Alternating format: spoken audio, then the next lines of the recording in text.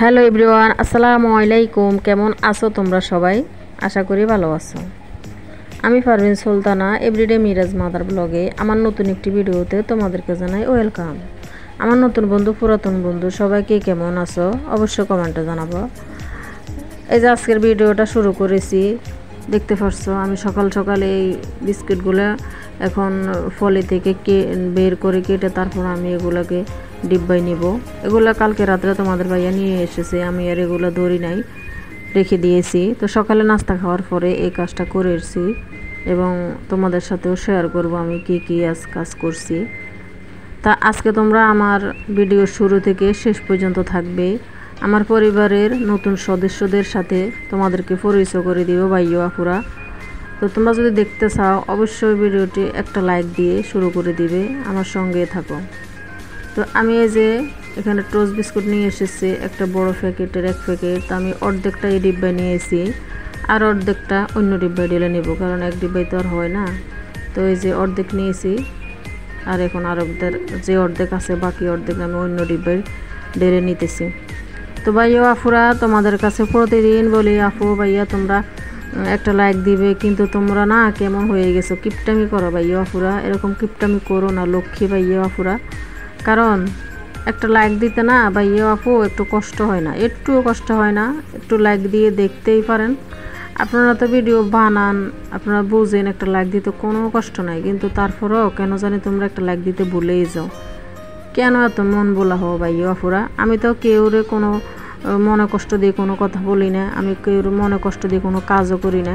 আমি আমার সংসারে যে কাজগুলো আমি করি ওই কাজগুলো থেকে আমি কিছু কিছু ভিডিও করে নিই, তোমাদের সাথে শেয়ার করি। তোমরা আমার দূরে থাকো কিন্তু অনেকটাই কাছের হয়ে গিয়েছো ভাইয়া আপুরা, তোমরা কিটটামি করো না।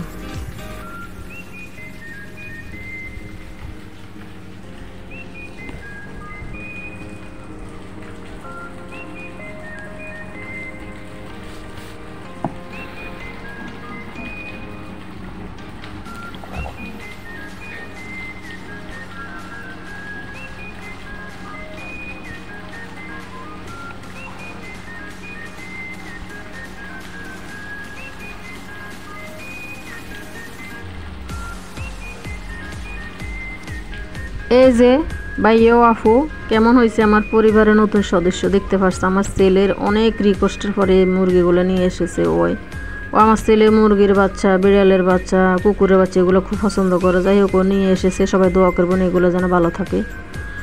তো আমি লতিগুলা কেটে ধুয়ে নিয়ে এসেছি ফাঁকের ঘরে, এখন চলে এসেছি রান্নাও শুরু করে দিতেছি। আমি আগ থেকে ইলিশ মাছ কেটে ধুয়ে তারপর লবণ দিয়ে কিছুক্ষণ রেখে দিয়েছি। মাছের ভিতরে যেহেতু লবণটা ঢুকলে ভালো লাগে খেতে, তো আগে লবণ দিয়ে মেখে রেখে দেওয়ার পরে এখন ভাজার সময় একটু হালকা হলুদ দিয়ে এখন ভাজা শুরু করে দিয়েছি। কড়াইয়ের মধ্যে তেল দিয়েছি, তেল গরম হওয়ার পরে আমি মাছগুলো একটা একটা করে দিয়ে দিলাম, এখন ভাজা হইতেছে। ইলিশ মাছ দিয়ে আজকে লতি এবং কাঁঠালের বিচি দিয়ে রান্না করব।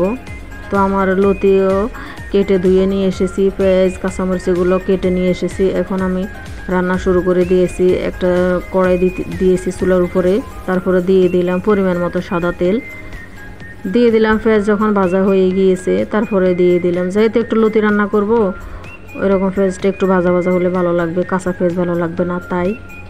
তো পেঁয়াজ ভাজা হওয়ার পর আমি দিয়ে দিলাম লবণ, পরিমাণ মতো হলুদ গুঁড়া, মরিচের গুঁড়া দিয়ে দিয়েছি। যে যেরকম মশলা খাও এরকমই দিতে হয়, কারণ মশলার পরিমাণ কেউ ঠিক করে বলতে পারবে না। যার তরকারির পরিমাণ বেশি হবে তার মশলার পরিমাণও বেশি লাগবে। নিয়মটা একটু বলে দেওয়া আর কি। আমার নতুন অনেক গৃহিণী আফুরা আছে, হয়তো জানে না, আমরাও আগে অনেক কিছু জানতাম না। দেখতে দেখতে শিখতে শিখতে আমরা অনেক কিছু শিখে ফেলেছি। যাই হোক আলহামদুলিল্লাহ অনেক কিছু এখনও শিখার বাকি আছে। তো তোমরা দোয়া করবে সবাই আমার জন্য। এই যে মাছ ভাজা যখন বসিয়ে দিয়েছি, এক পিঠ হয়ে গেছে, এখন আরেক পিঠ উল্টে দিতে হবে ভাজার জন্য। তো এক পিঠ আমি উল্টে দিতেছি। দেখো আজকে ইলিশ মাছ দিয়ে তরকারিটা রান্না করব, অনেকটা টেস্ট হবে। তোমরা এইভাবে রান্না করে খেতে পারো, সমস্যা নাই। তো আমার এই যে পরিমাণ মতো মশলা দেওয়ার পর এখানে একটু রসুনও দিয়েছি, রসুন বাটা দিয়েছি, কারণ রসুন বাটাটা না দিলে এই মরিচের গন্ধটা যাবে না, তাই ইলিশ মাছের সাথে অনেকেই রসুনটা দেয় না। তো আমি যেহেতু আগে ইলিশ মাছটা আলাদা ভেজে নিয়েছি, তো মশলা কষানোর সময় একটু রসুন দিতেই পারি, সমস্যা নাই। তো আমি রসুনও দিয়ে দিলাম, একটু কষানো হয়ে গেছে। এখানে দিয়ে দিলাম ফ্রোজেন করা কাঁঠালের বিচি। এই ফ্রোজেন করা কাঁঠালের বিচি যখন আমি ফ্রোজেন করেছি, আমি আমার ভাইও আপুদের সাথে শেয়ার করেছি, জানি না কে কে দেখেছো। তো ওই ফ্রোজেন করা কাঁঠালের বিচি আমি আজকে লতি দিয়ে ইলিশ মাছ দিয়ে রান্না করব।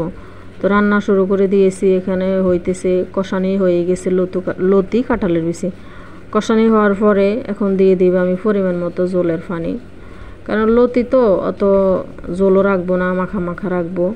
এই যে সুন্দর কষানো হয়ে গেছে, একটা লতিও ভাঙে নাই, আস্তে আস্তে আছে। তো আমি পরিমাণ মতো জলের পানি দিয়ে দিয়েছি। তো তোমরা ভাইয়া আপুরা যারা এই মুহূর্তে আমার ভিডিও দেখতে দেখতে আমার সঙ্গেই আসো, তো একটা লাইক দিতে ভুলে গেলে আপু ভাই একটা লাইক দিয়ে দিবেন, ভিডিওটা কন্টিনিউ করবেন। আর যারা আমার চ্যানেলটি সাবস্ক্রাইব করে দিয়েছেন অলরেডি, তাদেরকে অনেক অনেক ধন্যবাদ। আর যারা আমার চ্যানেলটি সাবস্ক্রাইব করেন নাই, তো ভাইয়া আপুরা আমার চ্যানেলটি সাবস্ক্রাইব করে দিয়ে আরেকটা কাজ করতে হবে, অল অপশনে ক্লিক করে দিতে হবে, তাহলে আমার নোটিফিকেশন তোমরা পেয়ে যাবে তাড়াতাড়ি। ভিডিওগুলো সময় সুযোগ বুঝে দেখে নিতে পারবে। তো আমি অপর চুলায় ভেন্ডিও বসে দিয়েছি, ভেন্ডিও ভাজা হইতেছে। এখানে জল যখন লতির যে জলটা দিয়েছি